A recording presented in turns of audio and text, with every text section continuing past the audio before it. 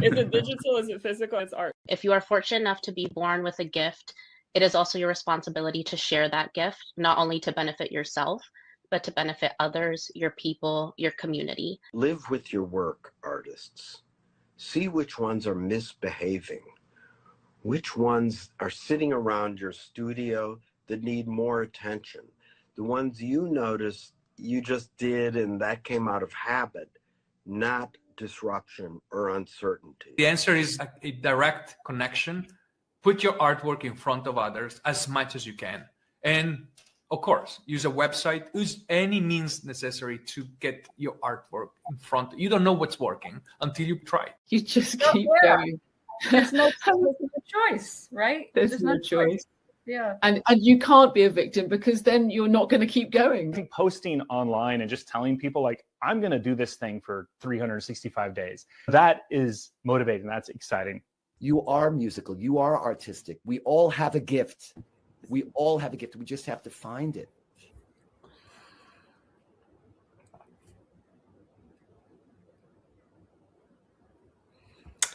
Hello, everyone. Welcome to the second episode in the series of the .art award webinars. My name is Anastasia and I'm head of content at .art domains. For anyone joining for the first time, .art is the digital home of the creative community. We have over 315,000 adopters, including artists, galleries, museums, institutions, and digital art projects. And the .art award was launched this year to celebrate our 10th year anniversary. The .art award is an international global prize, open to artists from any discipline worldwide. There is a $50,000 prize value overall, including a $15,000 cash prize, as well as art residencies in Spain and France that you could win, and a publication at White Wall magazine, which is one of the leading European art publications. And if you want to find out anything about the award while we are talking some details and check out the application process, you can do that at www.award.art. If you get any questions, please do leave them in the comments section, because as we discuss with our jury members today, we'll also be trying to answer as many of those as we can. And the angle that we're exploring today with our jury members is the importance of documenting your artwork. Without further ado, I'd like to introduce you to Daria, who is our in-house curatorial lead. She's also head of partnerships at .art and the lead on the .art award. Daria, you have the stage. Don't forget to unmute yourself. Hi, everyone. Thank you, Anastasia. Thank you for joining us today, and I'm delighted to welcome you on behalf of the .art team. And before we begin our discussion, I also wanted to talk a little bit about the award, especially for those who might be new to it. So it's the award which is open to artists and artist collectives who work in diverse medium anywhere in the world. And I think it's rather different from other awards because it finishes not only on the finished artwork, but on the creative process behind it. And the award recognizes that documentation is not simply related to administrative support for an artist practice. It is part of the practice itself. What I wanted to talk about today is that, sorry, it's just a little bit hot in Amsterdam. Oh my God, the heat wave. The heat wave is everywhere, yes. And actually adding a bit to what Daria was saying, because I think it fits in the conversation, is that kind of one of the most important ideas that we think inside of our team for the award is that, of course, we wish for all of you to win the prize or one of the prizes, but just the act of preparing your submission will immensely help you because you will get to structure your process and really collect evidence of how your artwork is made, which adds so much value to what you produce. And this really is what we kind of try to convey through all of these webinars, that the process is really part of the artwork's value. So thank you you, Anastasia. And what we are trying to talk about today, like our webinar, our conversation, is intended to help artists better understand what strong documentation looks like in practice and what members of our jury will be paying attention to. And our guiding question is, what should an artist be documenting in the studio today? And why will it matter in 5, 10, or 20 years? And to explore this question, we are joined by 3 jury members of the .art Award today. So first we have Akanksha Ballaney, Senior Director of Business Development at Artsy and Artnet, where she focuses on the intersection of art market, digital platforms, and artist visibility. We are also joined by Regina Harsanyi, Media Arts Curator at the Museum of the Moving Image in New York, and a preventive conservator specializing in variable media art. And she's also an educator at Columbia University and New York University. And finally, we have Leo Crane, strategic advisor. Hi, Leo, creative producer and co-founder of AIFA Ventures, whose work explores the relationship between art, emerging technologies, and AI. And Leo is also active across institutions, including Sotheby's, Institute of Art, and V&A Academy. But actually, rather than introducing their impressive backgrounds myself, I would like for all of our speakers to briefly introduce themselves and tell about their work, about their practice. So Akanksha, perhaps we can start with you. Yes, of course. Lovely to be here and excited to, go through all of these submissions once we get them. I'm Akanksha, and I currently run Artsy and Artnet's business development function, which essentially puts me right in the middle of how galleries and auction houses expose artworks online and how they really kind of build a narrative for those that are spread across the world. I personally also buy art online, and I focus mainly on South Asian, and have recently been fascinated with Brazilian art as well. And unfortunately, or fortunately, I cannot travel to those regions that often, and so documentation happens to be a really important part of how my decision-making process and how I decide to buy work as well. So I'm really excited to, be a part of this panel and chat more with and see all of the work that actually we get submitted as well, and the documentation behind it. Yeah, thank you, Akanksha. Regina, could you tell us a little bit about your practice? Yeah, thanks so much, Daria and Anastasia. So I'm a curator of media art, Museum of the Moving Image, where I work primarily with artists who are working with complex born digital materials, but then there's also often sculptural components, kinetics, etc. And when I think about a lot of what we're talking about today, it's time-based media, it's anything that's durational, anything from performance and even light art through something like a website, which .art and many of the artists applying have themselves. So I'm looking, I teach documentation, so there's a lot I'll be getting into today on that. And my curatorial practice is informed by my technical background as a preventive conservator when I'm working to help artists make manuals that will help inform others in the future how to take care of, hopefully, your artwork. Thank you, Regina. And Leo? Hi, thank you so much for having me here.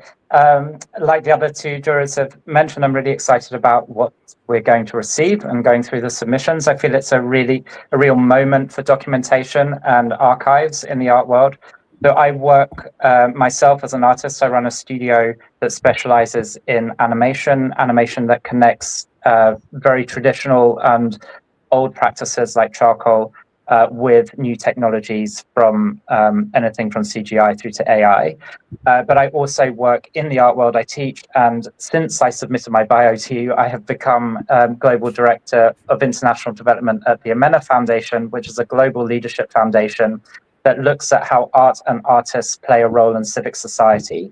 And archives, documentation of civic society is a very important part of some of these artists' practice.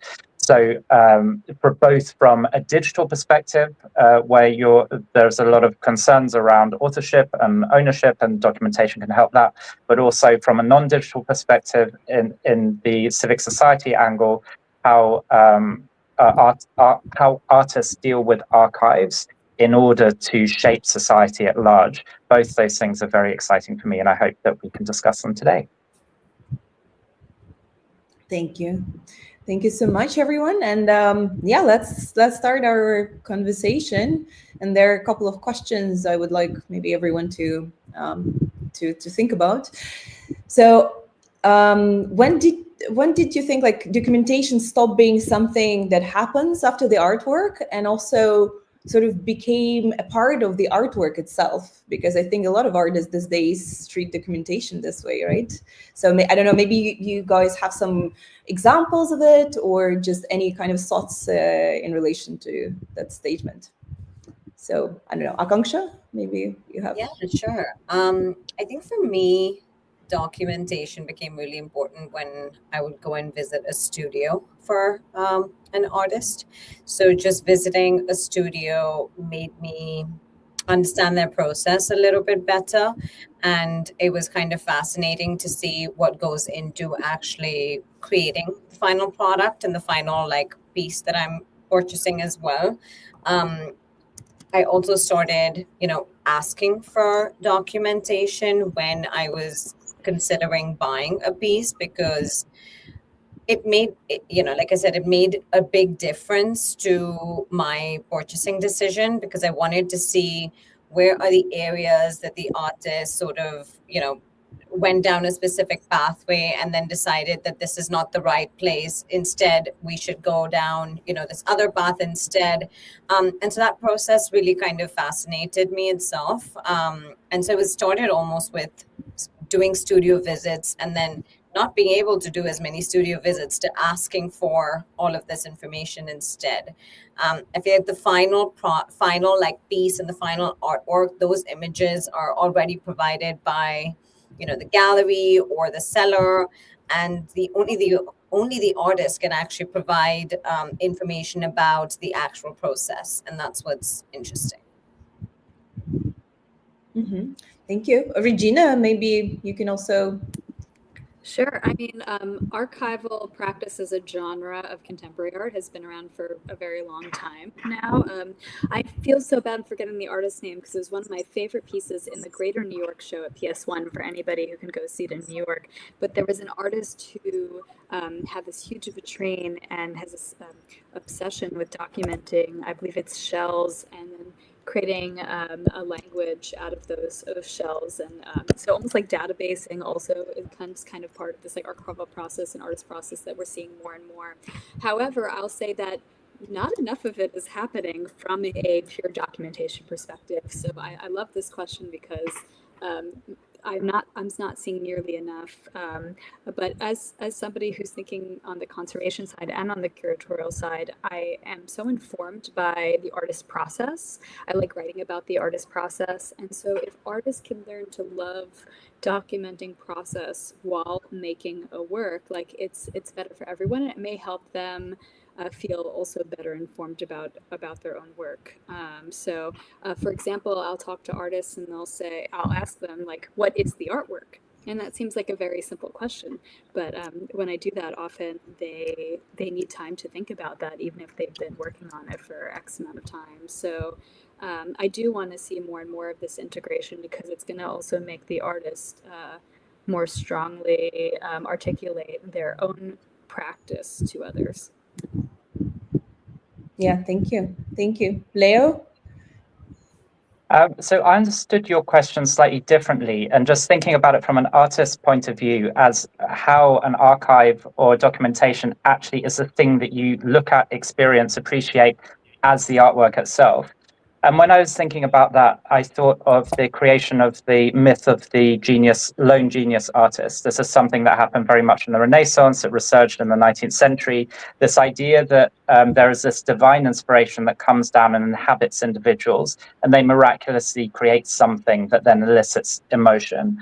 And that when you have kind of revolutions against that, and you have this idea that actually the audience can come into the artwork, you see artists actually revealing their process and revealing the way, the steps towards this making, so that it demystifies it and allows people into this world they've created. So think about early 20th century. If you look at, I don't know, some of the avant-garde cinema like Eisenstein, or if you look at Man with a Movie Camera, those kind of things. And then if you go on through to postmodernism, you get a lot of that. You have, for example, Richard Rogers' architecture. He puts the guts of the building on the outside, so you can see exactly how it's constructed. One of my favorite animators, who sadly passed just a couple of years ago, who's called Paul Bush. He does stop motion pixelation, which is a very particular form. And every film that he does, or I think every film, most of the ones I've seen at least start with a process. So you see someone come in, put an object on a table, take a photo of it, walk off shot, then come back, move the object slightly, take another photo. And that speeds up and speeds up and speeds up until you get into the film itself. But that documentation of the process and revealing to the audience why it's not magic, but it's kind of is even more magical, because you see it, you still can't believe the illusion. And then today you have people who take that even further, like artists like Theaster Gates or Ibrahim Mahama. Ibrahim Mahama was just voted #1 on the Art Power list. All that, their entire work is about archiving and documentation. Everything you see is an archive. It is something that is designed very specifically to record a heritage that would otherwise be lost, usually a heritage that has been somehow subjected to a hierarchy of heritage in a particular society, whether that's in Chicago, where Picasso works, or in Ghana, where Ibrahim works. So I think it's something that has gone in cycles, and I'm sure it will disappear and reemerge again in the future. Well, thank you. It's so beautiful to see how, like, all these different angles towards this point, this question. I just wanted to add that I remembered the artist's name, and I really want to shout this out because it's public now and such a great example of this topic, is Chang Yuchen's Choral Dictionary. That's what's in the Greater New York show. All right. We'll put that in the show notes for everyone to check as well. Great. Thank you. Actually, Daria, if you don't mind me jumping in, because I think it's really related to what Leo has just been sharing. It's a question from the audience.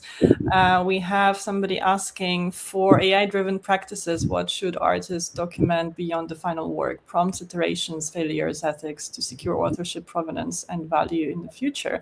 And I know, Leo, that you use digital and AI, so maybe you could speak to that. Sure. Yeah, I mean, this is something I was planning to speak about anyway. I think there are a lot of reasons to document your work if you're using AI.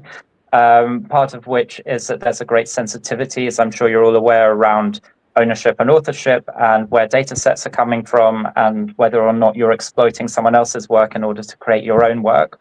So by documenting your process, by documenting, I mean, I'm pausing because you can use AI in so many different ways. But if, for example, you're going onto a website and you're using a off-the-shelf platform, and you're choosing which generator you're using, whether that's Nano Banana or GPT-1 or whatever it might be, to be able to document and share that helps people have more faith in how your work is being created.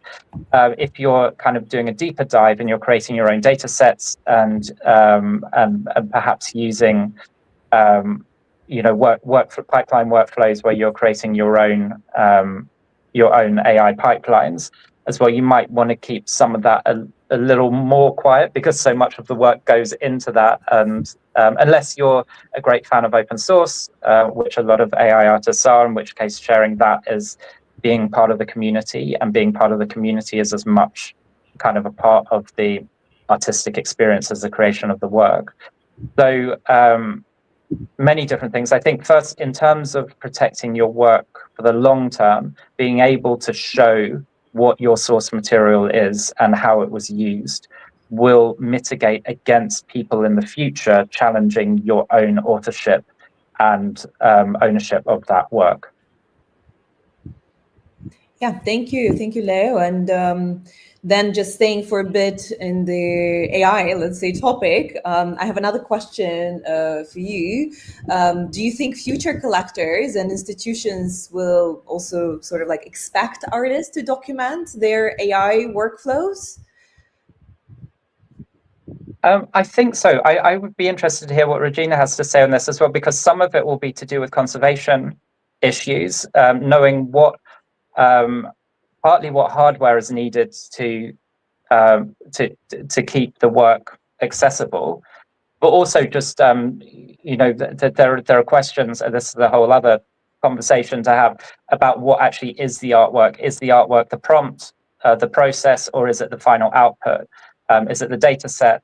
So kind of helping understand how computer-based arts have been documented in the past, and there's a long history of that going back decades and decades and decades. You go to somewhere like the V&A Museum and you can see computer art from the 60s and how that's documented.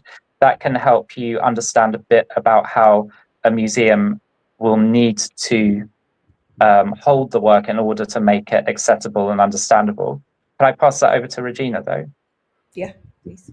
Sure. Thanks, Leo. So a lot to think about here. I like what you said at the end there, because it depends. It depends on the artist's intent. It depends on where the artwork lies. In some cases, it is the process. It is the prompt. It is building the data set. In other cases, we want to just think about the output, which is incredibly complicated, of course, because you could put the same prompt 3 different times. You're going to get 3 different pieces, and unless you have some level of editing control, and there's artists now that are creating like amazing kind of like workstations and flows around this where they have more control in certain areas. But one thing I'll kind of continue to bring up throughout this conversation is the proprietary nature of the software that artists are using, and even when it's open source, the artists only having knowledge in certain areas of it. So for example, even if an artist is building their own data set, maybe they don't have access to the weights of the model or the foundational data set that they're building on top of. And so this can create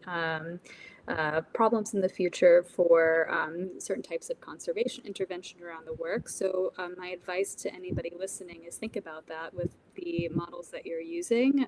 Think about, do you have access to the training data, to the weights?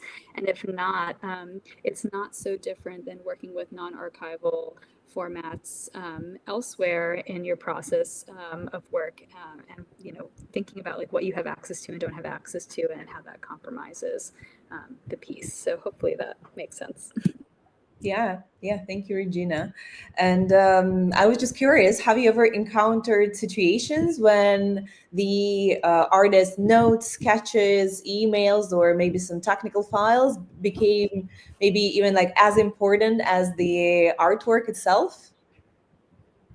We talk about this all the time in terms of the indexical, we call it. So in a lot of performance-based work or live work that involved some kind of technical elements, sometimes that's all that's left. One recent example of that was I think MoMA had showed, and I see it all the time, Kit Galloway and Sherrie Rabinowitz's Hole in Space. You see that as a recording of what was happening, even though it was a satellite-based, highly connected piece across multiple cities involving multiple art, things like that. So, if we actually, I encourage people next time that you're at a museum to look around at how often you're seeing like the indexical video documentation of a work to understand it art historically, when you don't actually have access to what made it special from a technical perspective to begin with when it was initially created. Thank you. Akanksha, I wanted to ask you, do you think I think that like artists usually think about documentation also as some sort of a burden, but from market perspective, how does good documentation actually create opportunities? Maybe also some examples, or anything you can think of. Yeah, of course. I can see it being burdensome because you're always kind of focusing on what is the, what am I working towards, or what is, the end work actually going to be. But I think it, both collectors, curators, I think galleries, institutions, I'm sure Regina will be able to speak to this, and even like increasingly an online audience are making decisions without always being physically present with the work. So documentation becomes that sort of bridge. It isn't sort of paperwork. I think people think of it as very archival and paperwork only, but it could be, sketches and studies, and it's not something new. I feel like, back during the Renaissance time, when all of us, when we go to a museum, we look at these studies, and when we go to Italy, we always look at the studies and the process behind the final piece itself. And I think that helps us kind of bridge the gap between what was the thought process and what was the final end results of it. And I think that's super important, even as the market thinks about it, because that's how decision making is just moving. Thank you.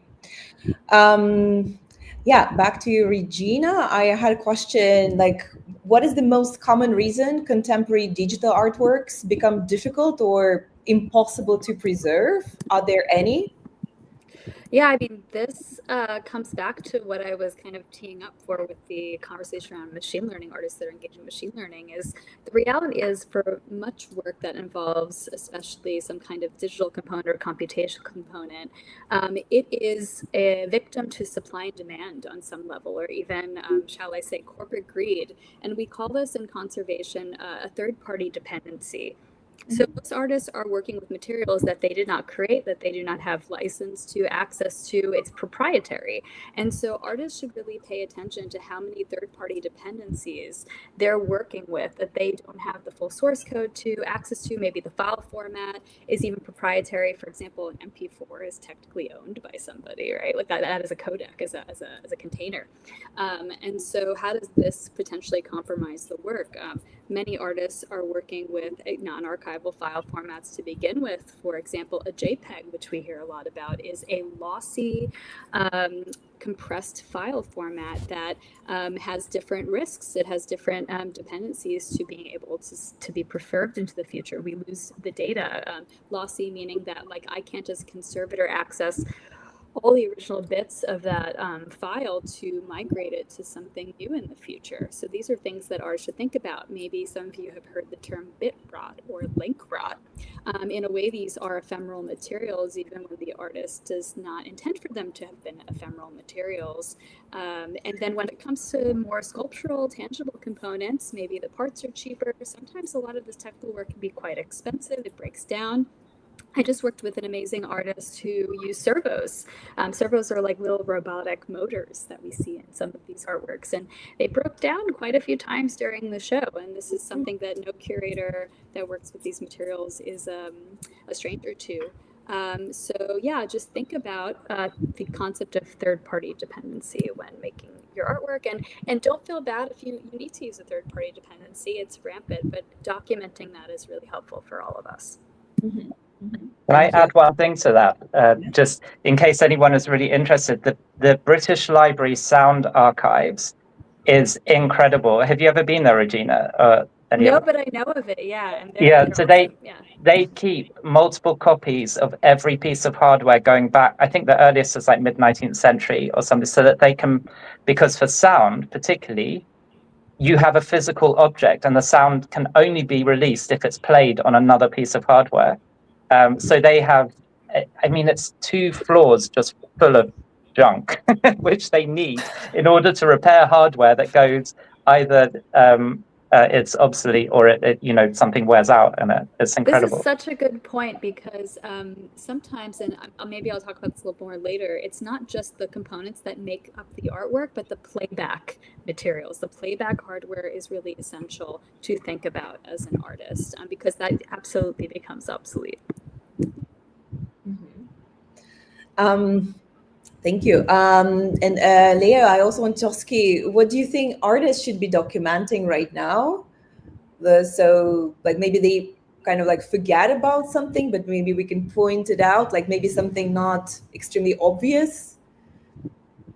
Thinking about documenting creatively, let's say. Creatively across art forms. I think forms of, archiving. Yeah, I think anything that allows people into the world of the creation of that artwork is a wonderful thing. You see it all over Instagram. These videos, sped up videos of an artist's process. I know when I went on a TV talent show where you had to paint a portrait in 4 hours. And the most popular bit of that was the 1-minute recap where they sped up me painting the painting. So you see all the layers, like how I did it, how I started and went on. But I think that's interesting for building an audience and allowing people to make a relationship with you and feel special because they're invited in behind the scenes. But I think just from a technical point of view and a legal point of view, particularly if you're using technologies like AI, where there is concern around authorship, just so that you remain able to own and show your artwork, that you document how it was made. So if anyone questions how it was made, you can show them, this is the data set, this is the platform that I used. And hopefully that platform won't have done anything nefarious behind the scenes. Yeah, indeed. There's actually discussion about some very technical terms going on in the comment section, and I love that because I think there are questions being asked, questions being answered. So please do check out the comments, because I think especially for AI-driven practice that could be fascinating, that conversation. And just to put my 2 cents in, I think we should also remember that even for analog practice, the documentation is so important. And you see it even now in museums which are showcasing, classical artworks. I just went to a Matisse exhibition in Paris, and the whole idea of the exhibition was built around the fact how he managed to basically change his entire creative identity at a later stage of his life when he was bedridden and he couldn't paint anymore. So he did stained glass and these like cutouts. But we're only able to see that because there are photos, these like amazing photographs of him in bed with a very long brush painting on the wall. And of course, if we were just seeing the artworks separately, it would still be impressive, but you wouldn't know how much, in a way, suffering and human drama went into that. And that really kind of makes up actually the most impressive part of the exhibition that touches you. So remember that. Yeah, indeed. It's the storytelling, the narratives around it, it matters as much as the rest, the final product, let's say. Akanksha, I wanted to ask you maybe for some advice for younger also artists, or like artists at large. If an artist can document 3 things consistently in their practice, what do you advise them to prioritize? For me, it's I would keep it pretty simple. I think, of course, the medium can be different, but the process, the thinking, and the facts are really quite important. I feel like today it increasingly, the archive increasingly sits alongside the artwork, as, even in the Matisse exhibition, even though the photograph is not necessarily the archive per se, but it kind of explains how the artist got there and the thinking behind it. So I think it's equally important. And in a world where art is kind of discovered digitally and collected globally and created through increasingly complex processes, especially with AI and different mediums that people are exploring, documentation isn't quite evidence of the work. It's become part of the work's meaning and the legacy of the work. So I think that's super important. It's already, mediums are so complex. So I would keep the actual documentation pretty simple and focusing on these 3 main points. Mm-hmm. Thank you. Maybe also within the same domain, Regina, if an artist listening to us today spends 1 hour a week building an archive consistently, taking his or her time, what should they do during that hour, you think? What's the best way to sort of structure their timeline within this process? I mean, they maybe should spend each hour differently so they can build certain kinds of components that are helpful for both conservators and curators. We have something we call an archival information package, an AIP or an APE, actually, some conservators call it.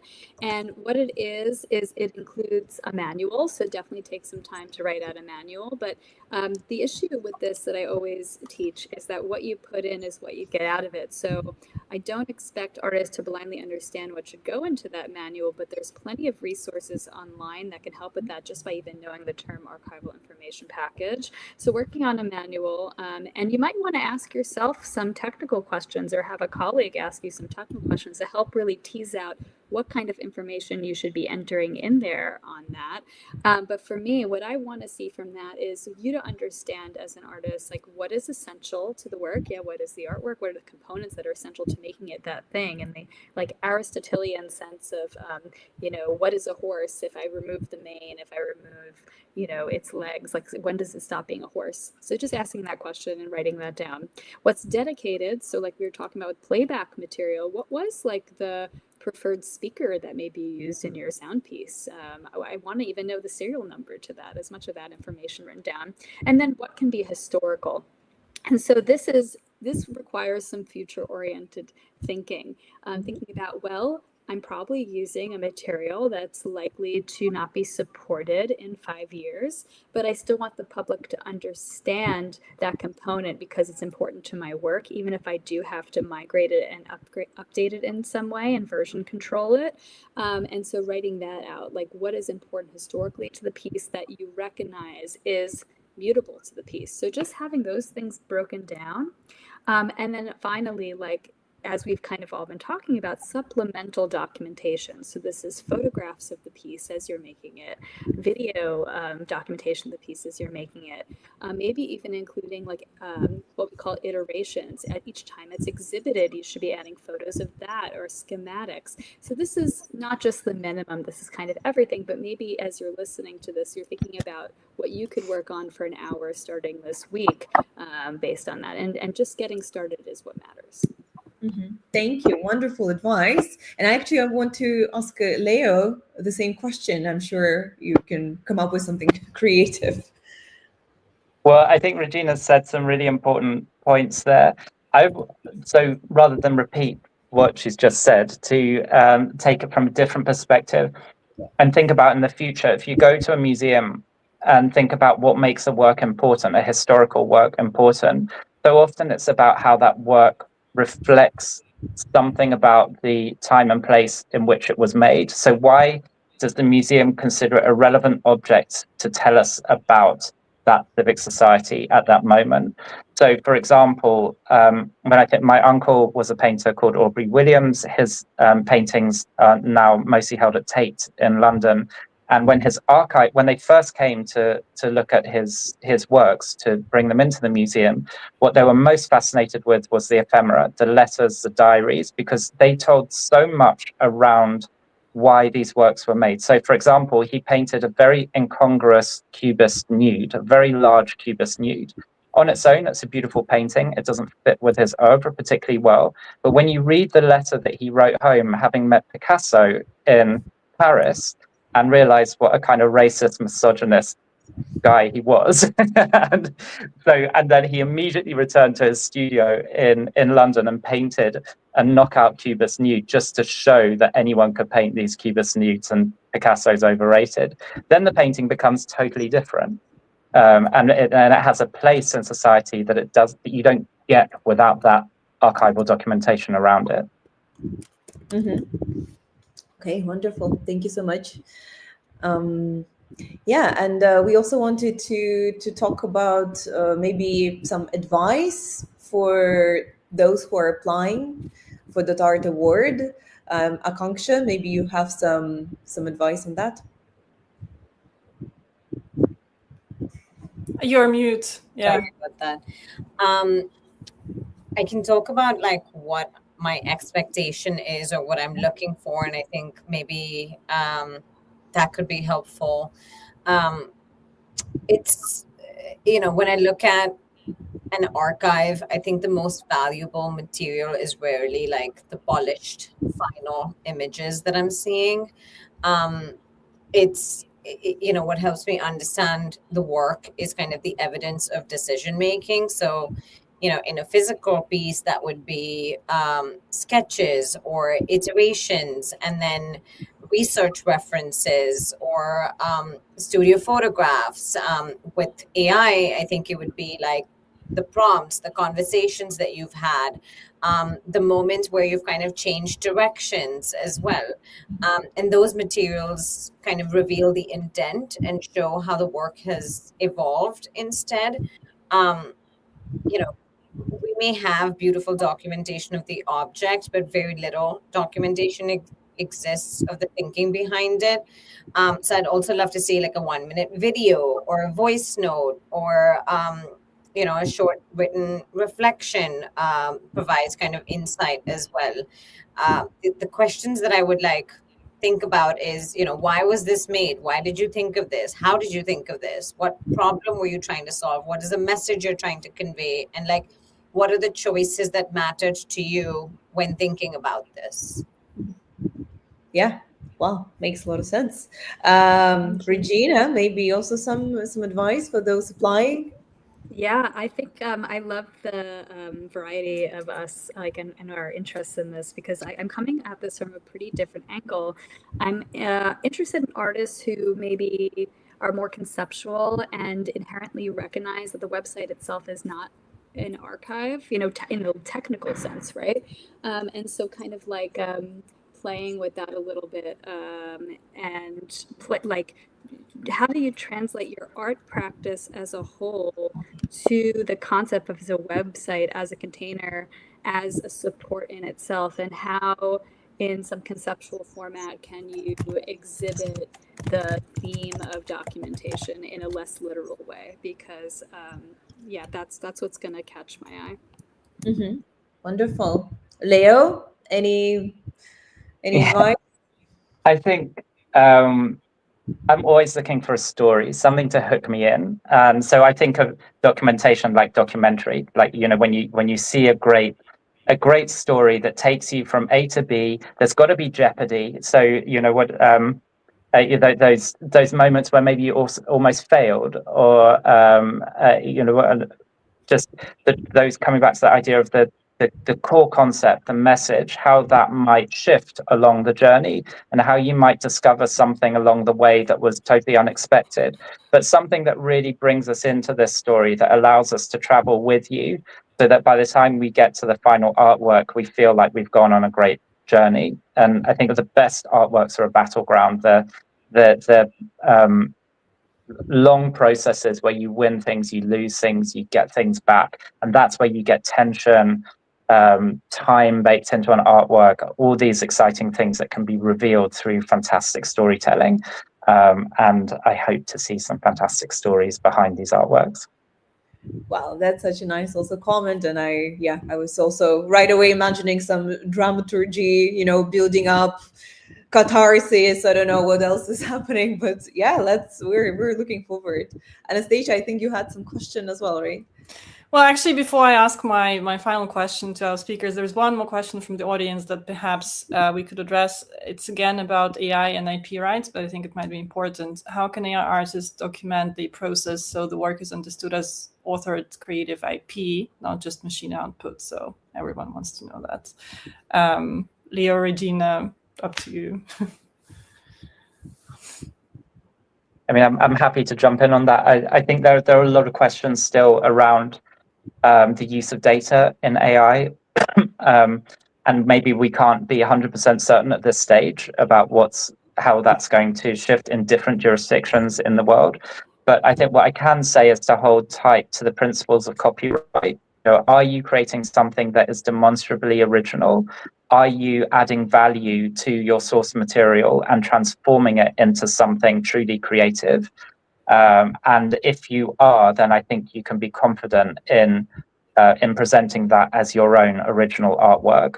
If you're unsure of how your prompts and the data are being used, then you may run into more problems, but kind of understanding the process better allows you to make those decisions. And the more engineering you do, the more control you have over your data set, the more likely you are to end up with something original. The more you just type a quick prompt into a generator and accept the output that it gives you, the less likely you are to be original and the true author of that work. I'll say that I'm not a lawyer. I can't give legal advice at the time, and that ultimately this is a legal question. And in 2026, we're still in kind of precarious waters around this that will continue to be hammered out internationally in the next few years. But what I would personally advise is that even if you're building your own data sets and writing prompts to those data sets and using machine learning as an integral part of your work, you may not want the final end piece to be something that came out of machine learning, but maybe it's somewhere further down the line in the process so that there's more hand manipulation of the work that can be pointed towards your human authorship in some way. And again, I would just continue to pay attention to where the legal waters are moving on this, as it is certainly not fixed at this time, but that, as you probably already understand, for the moment, it is not recognized if it comes directly out of a prompt as something that is you can claim as your own IP. Mm-hmm. And actually, also one of our jury members is an art lawyer, Irina Tarsis, and we will be talking more about this topic for sure, because this is something very, very, important. And yeah, we will be doing it later and announcing it later. This is Anastasia. Anastasia, you had a question, right? Yes, stay tuned, everyone, because there will be more webinars before the application deadline, which is November 1st. But as last question, I'd like to ask the jury to share a few sentences on why the artists, the creatives, should apply for the award, because seeing from the applications and from the questions we get on our support service, there are a lot of artists who want to apply, but then they doubt whether what they have is good enough, whether it's really the time for them to archive something that's probably not ready, to work around documentation when they're more concerned about the output. So as maybe like an inspiration and encouragement for them to actually do it and apply for November 1st, would be great if each of you could give a few sentences on that. Akanksha, if you want to be first. Yeah, sure. The way I think about it is really kind of no risk and no reward. Like if you don't apply, you'll kind of never know. And if you don't put it out there and you don't submit your work, then nobody's going to see it. So whatever form, whatever kind of medium, whatever, stage you're in, I think, we're all kind of very excited about seeing everything that gets submitted. And because the jury base is so different and comes from such different backgrounds, I don't think there's like an affinity towards a specific kind of art. So, shoot your shot, and we're all really excited for it. So, we hope you are too. Thank you. Regina? As long as web browsers have existed, artists have been interested in playing with the constraints of what it means to work with a website in some way that in itself could be seen as part of their practice. And so I encourage everybody not just to think about the prompt of documentation, but use this experience to stretch your own and challenge yourself with what the website can be used for you as a medium. So I look forward to seeing your experiments with that. Great. Leo? Well, first of all, I think I just want to acknowledge that this is indeed something that's going to take time and effort, and not unlike creating an artwork itself. But I hope that also you'll realize that it's not just about entering for the .art Awards, but it's about adding value to your work, about drawing people into your world. And if you can get it right and use this format as your kind of template for something that you can integrate into your practice more generally, then I think you will find it a great tool for audience building, for increasing your connection with collectors and museums and other people who are interested in your practice. So yes, the award's amazing, but I think the bigger prize is it being a trigger for your wider practice and adding value to that. Indeed, the process is awarding, right? Yeah. Basically, Leo just summed up our whole philosophy around this. Thank you so much for doing that. So do check out www.award.art. There is plenty of information there. We'll be putting show notes to this webinar with all the names mentioned and the practices. Stay tuned because there will be more of this. Yeah, excited about this. Daria, any last words? Well, yeah, as I said, like I think it's about the process, which is also rewarding. So I think that's the way to look at it and to add to your practice. So I really join Leo here, but it's indeed also a part of our philosophy. So yeah, excited, and we will be talking more, different topics, different speakers, and waiting for the applications till the end of October, till the 1st of November. Yeah. Thank you so much, everyone. Thank you. Thanks to Olaf for speaking. Thank you. Bye. Bye.